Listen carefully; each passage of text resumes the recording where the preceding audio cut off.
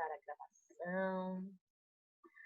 Qualquer dúvida, podem me perguntar. Deixa eu ver se está gravando, tá? Professora, Oi, pode falar. o celular tá carregando, aí não tem como ligar a câmera. Tem algum problema? Não, pode ficar tranquilo, tá bom? Tá bom, Vamos obrigada. lá. Professora, já pode colocar o nome no bate-papo ou não precisa? Pode, precisa, por favor, tá? Todos coloquem. Então, vamos lá, Obrigada. pessoal. A nossa aula é sobre embriologia. O que é embriologia? Embriologia é o desenvolvimento dos embriões. Então, nós vimos nas outras aulas que quando acontece o processo de fecundação, esse processo vai permitir que aconteça o surgimento ali de uma nova vida a partir, então, desse novo embrião que vai se formar. Mas de que maneira que isso acontece? Que tipo de ovo que pode existir para acontecer, então, esse desenvolvimento embrionário? Primeiro, existem algumas divisões quanto ao local do desenvolvimento do embrião. Então, os seres vivos, eles são divididos, os animais, eles são divididos em ovulíparos. Vocês já ouviram essa palavra? Ovulíparos. Essa aqui é nova. Eu quase não vejo isso nas apresentações. Os ovíparos, essa daqui já é bem mais comentada. Deixa eu só ligar aqui o... para mim, vai ficar mais fácil a pontadura laser. Aí. Então, nós temos os ovulíparos, os ovíparos, ovovivíparos e vivíparos. Qual que é a diferença? Os ovulíparos, eles têm fecundação externa. Isso acontece, então, todo o processo acontece dentro de um ovo e isso acontece na água. A maioria dos peixes e anfíbios possuem esse tipo de classificação do desenvolvimento do embrião chamados de ovulíparos. A fecundação é externa e acontece na água. Os ovíparos, eles apresentam fecundação interna, olha só, e o desenvolvimento acontece dentro de um ovo. Pode ser aquático ou terrestre. Então, répteis, em geral, e alguns peixes e aves e vários invertebrados são ovíparos. Os ovovivíparos, eles têm fecundação interna, só que eles desenvolvem dentro de um ovo, que vai ficar retido ali no organismo materno, que é o caso de alguns peixes e alguns répteis. E os vivíparos têm fecundação interna e o desenvolvimento acontece dentro do organismo materno sem ser dentro de um ovo. Então, eu vou repetir os 4, prestem muita atenção. Os ovulíparos. A fecundação acontece fora do corpo da mãe, todo o desenvolvimento acontece fora do corpo da mãe. É o caso dos anfíbios, por exemplo, né? O sapinho bota lá, a fêmea põe os ovos, o macho põe o espermatozoide em cima. Então, a fecundação é externa. O desenvolvimento é no ovo, fora do corpo da mãe. Os ovíparos, vamos imaginar a galinha, por exemplo.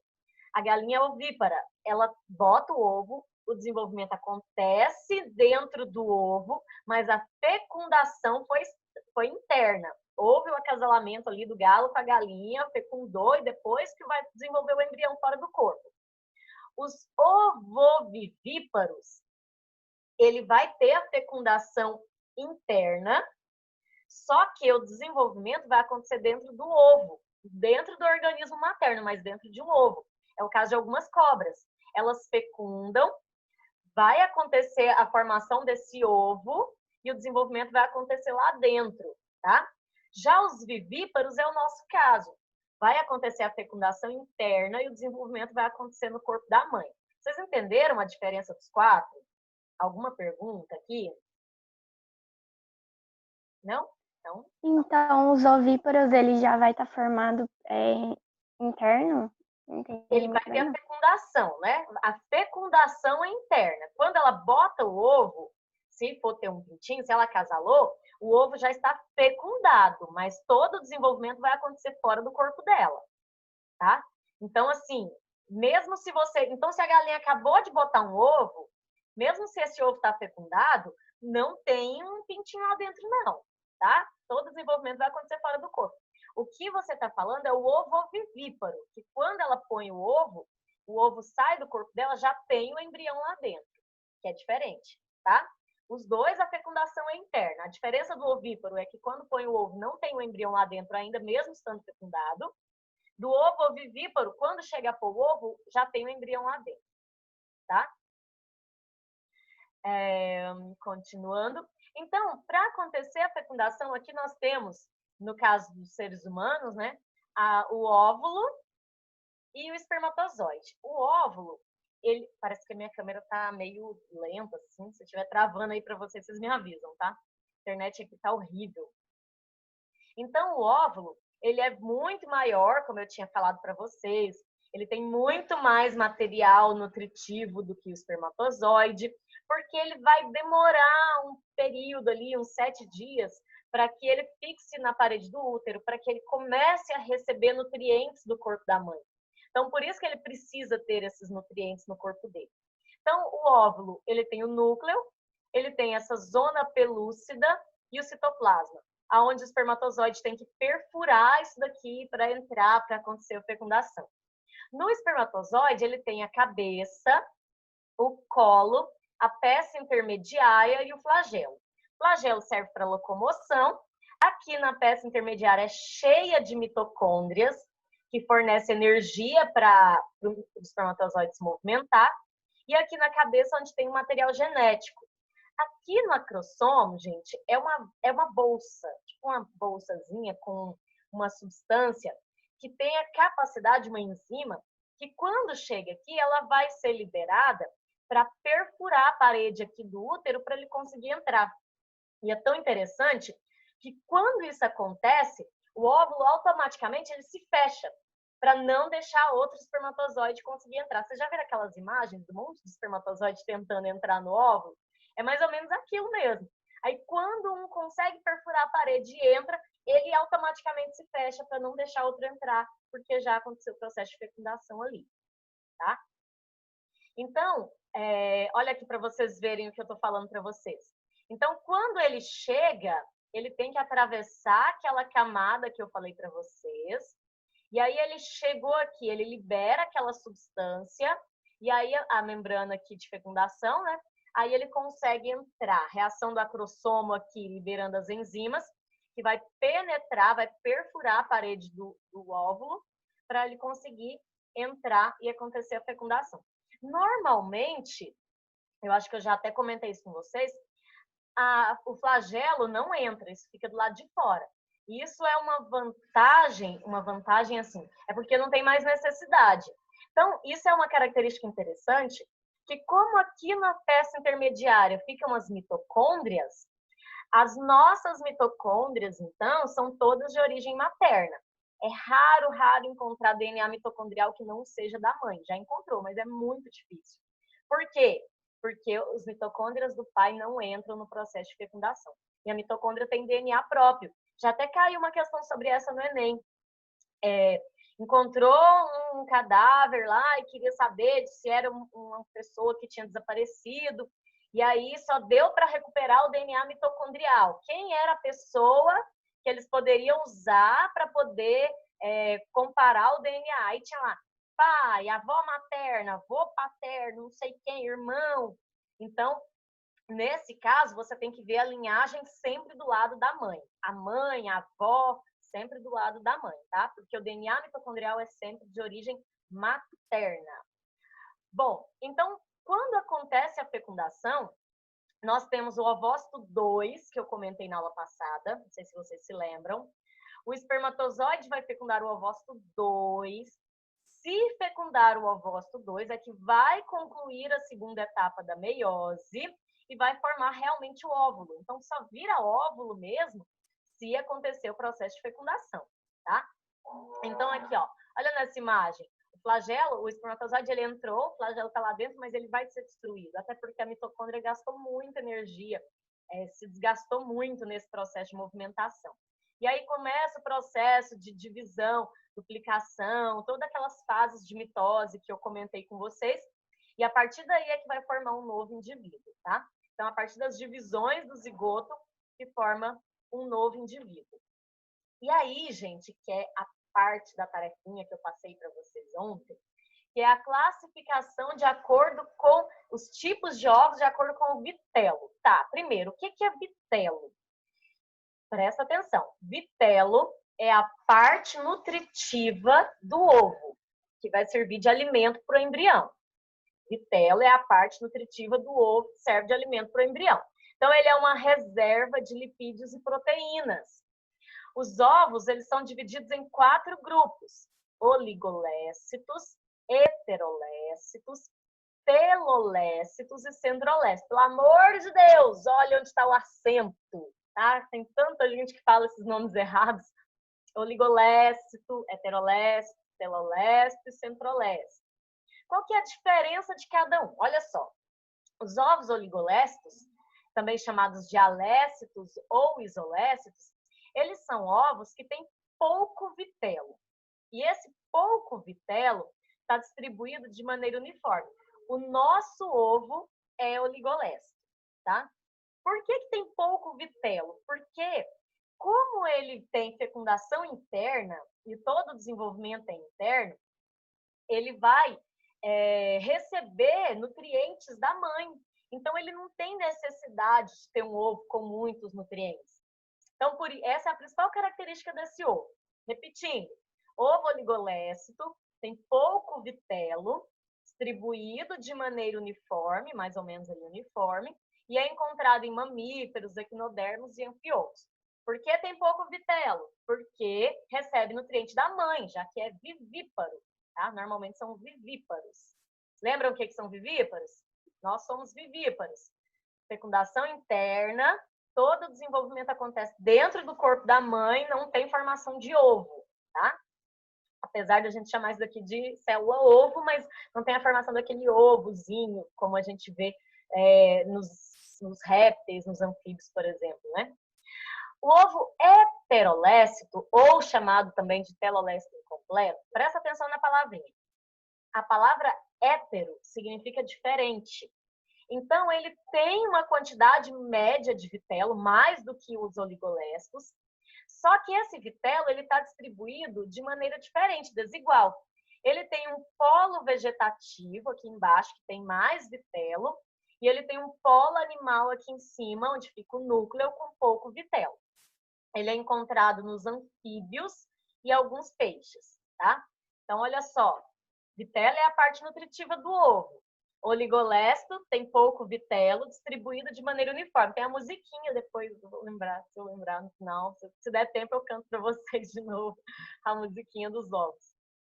Pouco vitelo, distribuído de maneira uniforme, os oligolécitos. Os heterolécitos têm uma quantidade média de vitelo, e ele é dividido. O polo vegetativo fica a maior parte, e o polo animal, onde fica o núcleo, fica menos vitelo, que é o ovo dos anfíbios e dos peixes.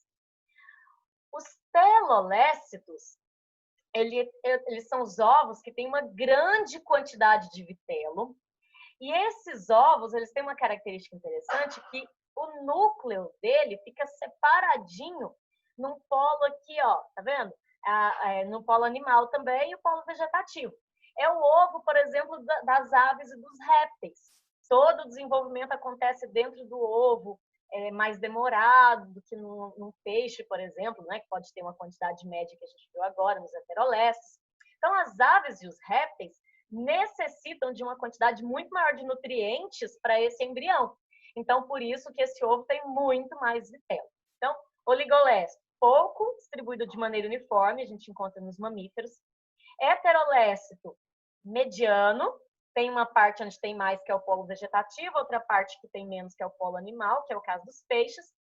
Telolécito tem muito vitelo, e aí o núcleo ele fica separadinho aqui nessa região chamada de cicatrícula, tá? Que é o ovo das aves e dos répteis. E aqui, esquema do ovo, né? Achei que já ia mostrar o último. Então, a gente tem aqui a gema, o blastocisto, a casca, a membrana interna, a membrana externa, a membrana do vitelo, o albúmen, toda a câmara de ar, tudo isso aqui dentro de um ovo. Tem muito mais coisas do que o nosso, por exemplo, porque não tem necessidade, como eu disse para vocês. E tem o centrolécito, que é o último tipo de ovo. Nesse ovo, o núcleo ele fica aqui no meio e o vitelo fica aqui ao redor, que é o ovo dos artrópodes. Então, os ovos centrolestos, eles concentram uma parte do vitelo no interior, no centro do citoplasma, ao redor do núcleo, e outra parte periférica, então ele vai ficar aqui ao redor do núcleo. O núcleo fica lá no meio e o vitelo fica aqui ao redor. Ok? Esses desenhos e essas explicações que vocês têm que fazer naquela tarefinha de ontem, para quem não havia entendido ainda. E aí, gente, quando acontece o processo de fecundação, vai começar o período as fases da embriogênese, que é o período de segmentação ou clivagem, a gastrulação, a neurulação e a organogênese. Primeira fase é a segmentação. A segmentação é o processo de divisão do ovo. No ovo oligolécito, olha só, segmentação ou clivagem. Ela pode ser total ou parcial, pode ser igual, desigual, discoidal ou superficial. Presta atenção. Os ovos oligolésticos, que é lá dos mamíferos, pouco vitelo, distribuído de maneira uniforme, a célula vai dividir de maneira igual e toda a célula divide. O núcleo com vitelo, com tudo se divide. Nos heterolésticos, que é lá dos peixes, a segmentação ela é holoblástica, ou seja, todo o ovo divide com núcleo, com vitelo, com tudo, só que ela vai ser desigual. Você vai ter células com tamanhos diferentes. Você vai ter uma célulazinha menor e outra maior.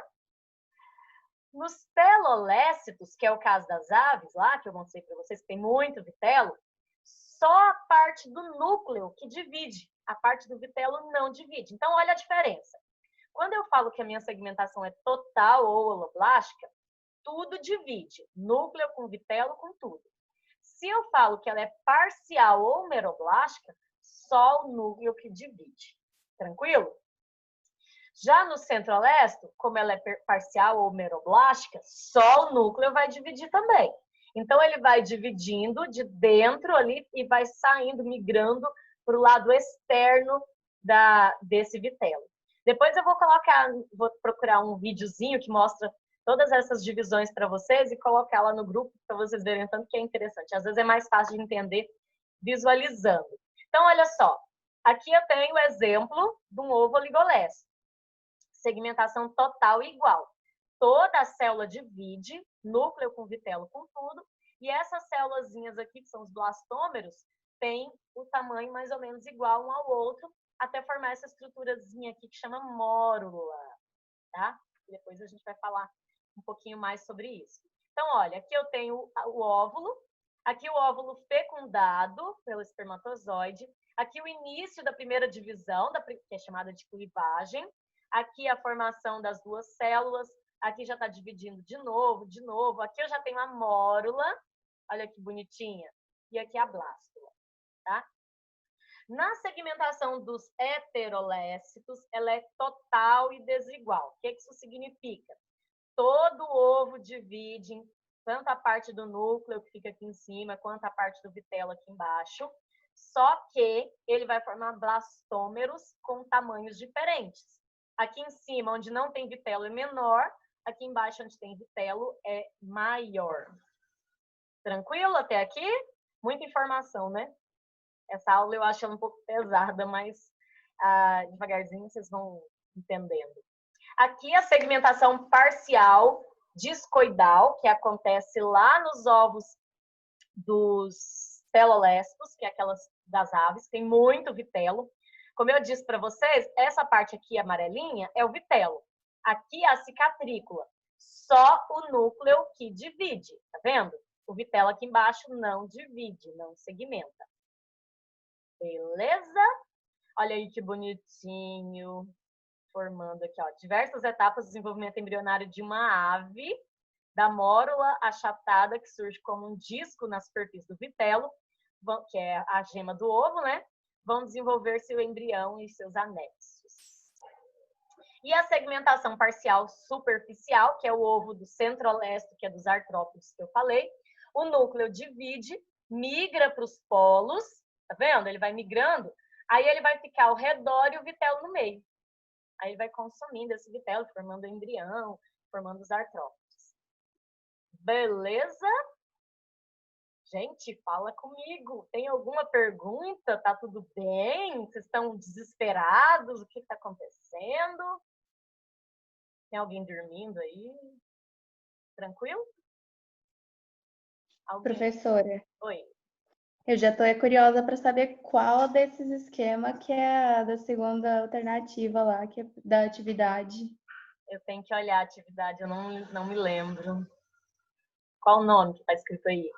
É aquela do esquematize os 3 tipos de clivagem. Tá. É o que eu vou mostrar agora, então. Tá? Que é a parte da segmentação. Então, a primeira divisão eu tenho aqui, né? Dividiu ao meio.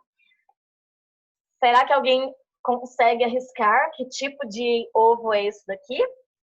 Oligolesto, heterolesto, telolesto ou centrolesto? Por tudo que eu falei. Alguém? Chuta aí, pelo amor de Deus. Tenta.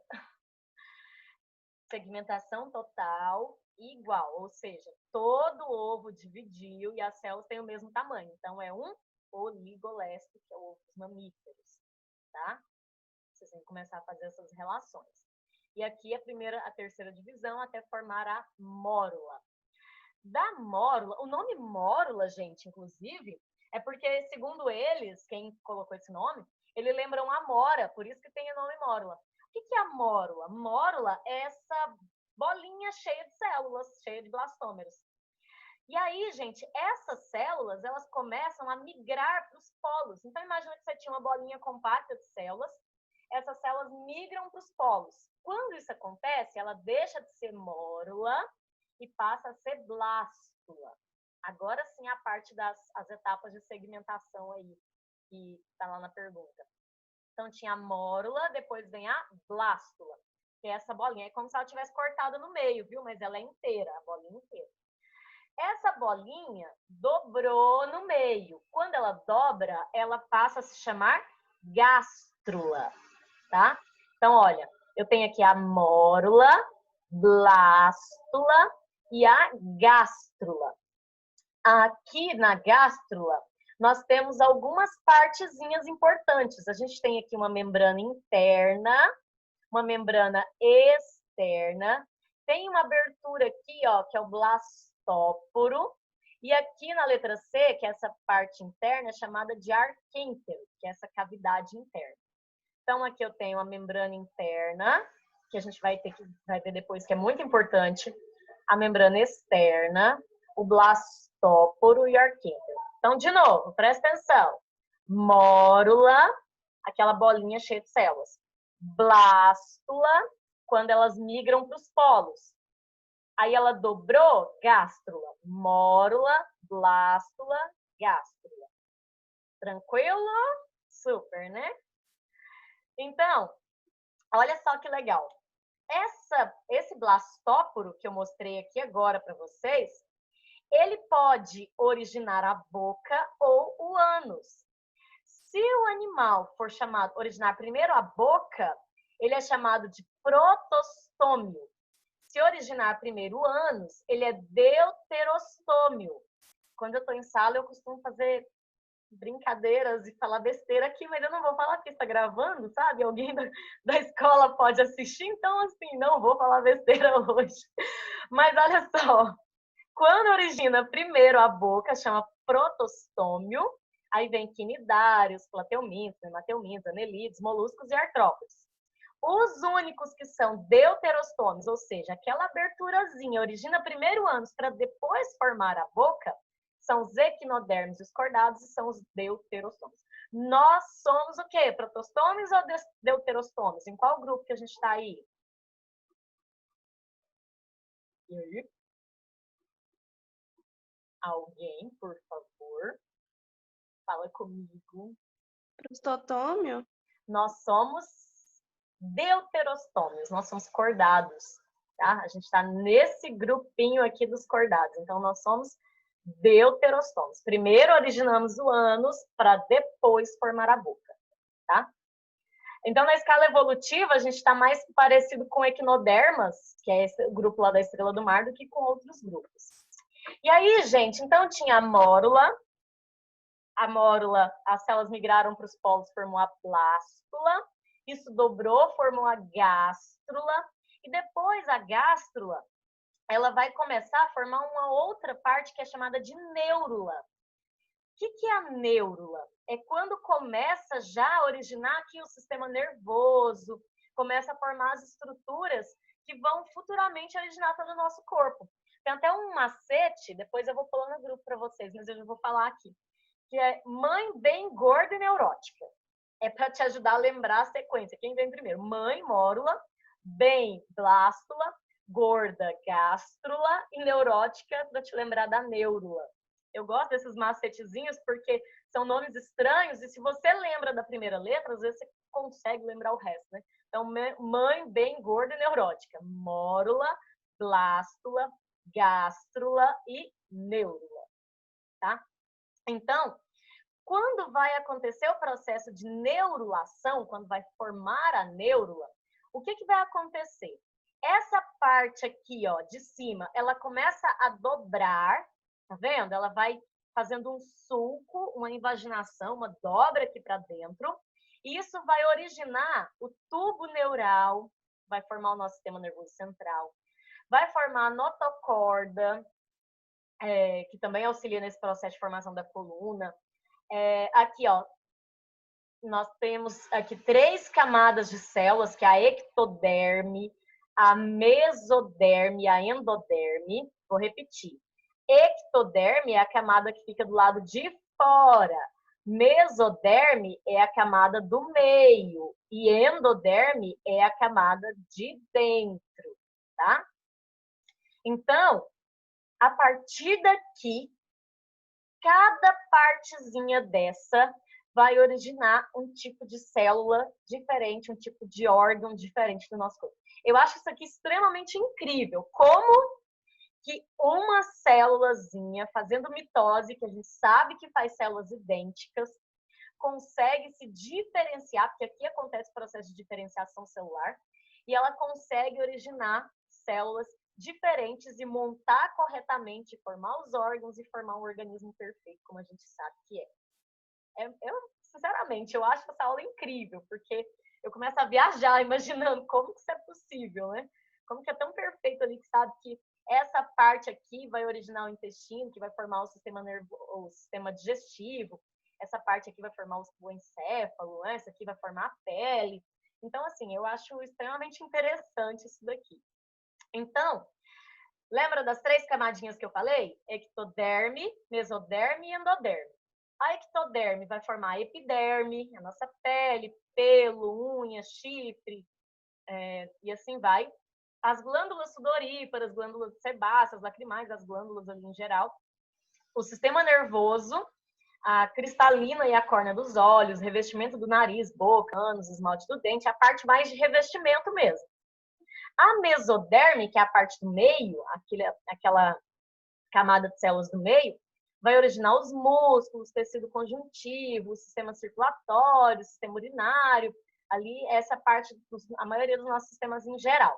E a endoderme vai formar a parte aqui do sistema digestório, que eu falei para vocês, né? Revestimento do digestório, aparelho respiratório, fígado, pâncreas, a uretra, bexiga, aparelho reprodutivo, toda essa parte aqui mais interna que eu falei para vocês.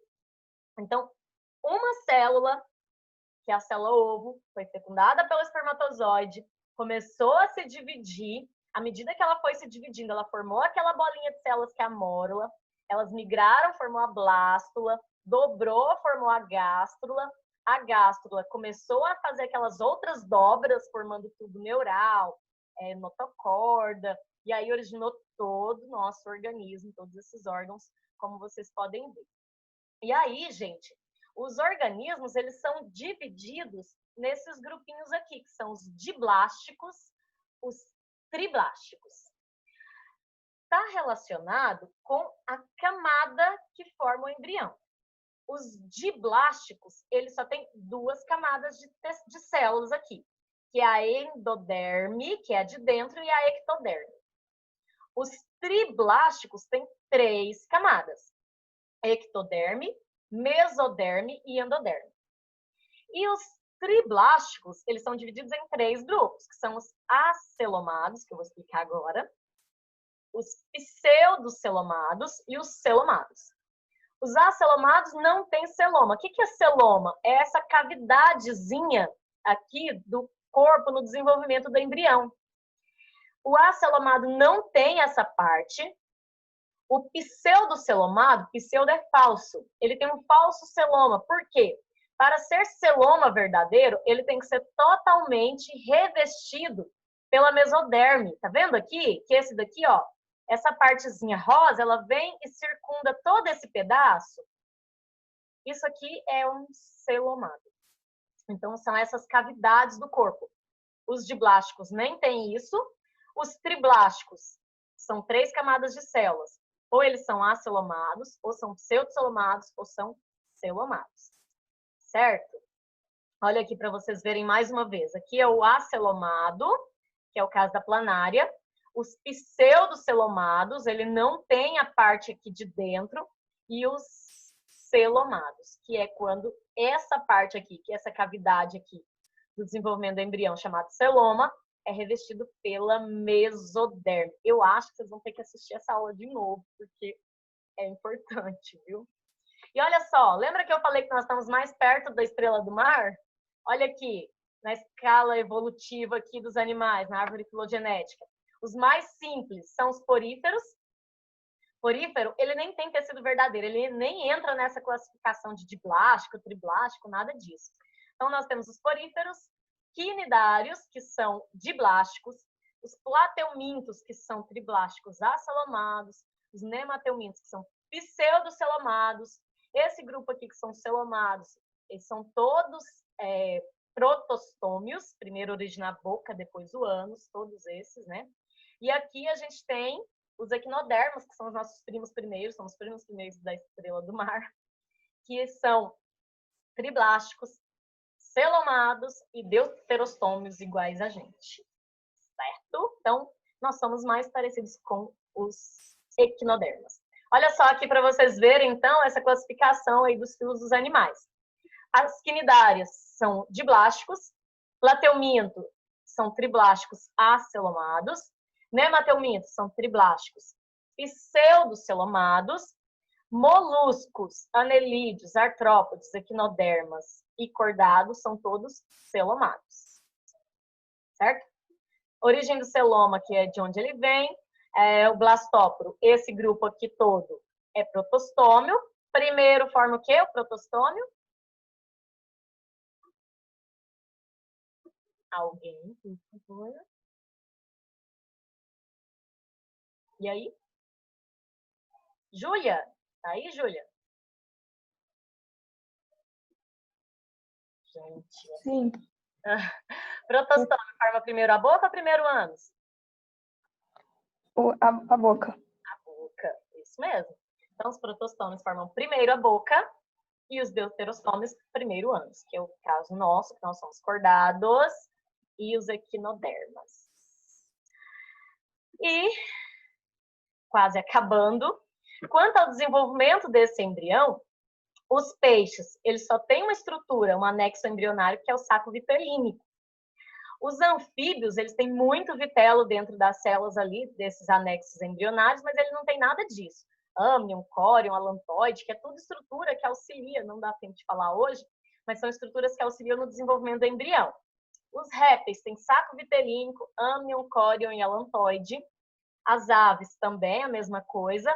Já os mamíferos têm saco vitelínico, âmnion, córion, alantoide, placenta e cordão umbilical, que não vai dar tempo de falar hoje, mas só para vocês terem uma noção, aqui um embrião de dos répteis e das aves, ele fica dentro dessa estrutura, e aí ele tem o âmnion aqui. Já ouviram falar do líquido amniótico, né? A mulher, quando fala assim, a bolsa estourou, o que sai? É o líquido amniótico, é aquele líquido onde o bebezinho se encontra.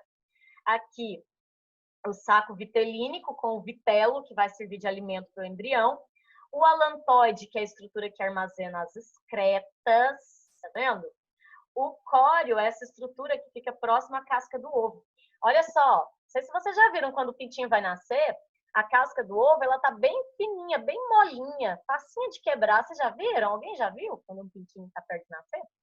Por quê? Porque o embrião, o córeo aqui, ele vai tirando cálcio da casca do ovo para fornecer para o embrião, para ele ter cálcio ali em formação dos seus ossos. Aí por isso que vai tirando cálcio da casca, vai ficando fraquinha, fininha, facilita até para ele nascer depois. Olha que lindo, gente, uma placenta humana aqui, ó, inserida no útero, com seu cordão umbilical. Pensa, vocês eram assim, coisa linda. Vocês, eu não.